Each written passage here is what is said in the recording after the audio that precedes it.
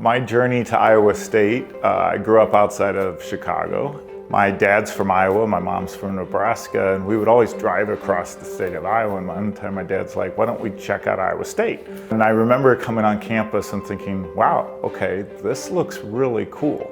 And for whatever reason, I had it in the back of my mind that I wanted to go to a school where I could do something as a student, research, do something, a hands-on project. And I walked up to a professor and I said, hey, if I came here, would I be able to do something? And he says, yes, Iowa State's known for hands-on learning. And that was the decision right then and right there, and I came the next fall. So I was on the engineering advisory board, and at that time there was no walls, no breaking ground. This is before ground was broke. And a lot of the discussions was around how do we make the building innovative, in terms of the floor space and the walls and everything. And that was important, but I kept having a feeling that it was all about the building.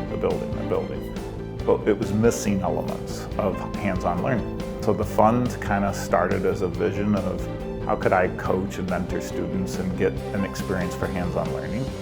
But then that led to, well, how would students be prepared for that? So now we needed programming. So then it kind of led to this, what I would call the three-legged stool, a building, programming, and funding for students to be able to experiment. The other thing is you can feel that during the presentation of the new candidates, they have 10 minutes, you have very small chance to have dialogue, and it's not that intimate. Where during this debrief session, they took 30 minutes and it's more of a dialogue, and they're sharing what they learned and what they need to do, and it gives you a chance to give them feedback and mentor them. You want the best for them.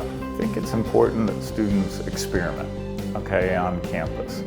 Try different things. You don't know, you come in thinking, oh, I want to be this, or I want to work in this atmosphere, but you really don't know. And the only way you'll know is you try it and you find out what creates natural passion. Students need to be true to themselves and figure out what ignites passion that can sustain a 30-40-year career. And then figure that out while you're here.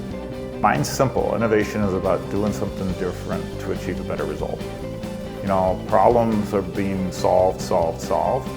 Pay attention to disruptive technologies, and all of a sudden you'll find that you can solve something the previous generation didn't. But you got to be willing to do something different, and you have to keep an end game. There has to be a result. There has to be a benefit for some stakeholder.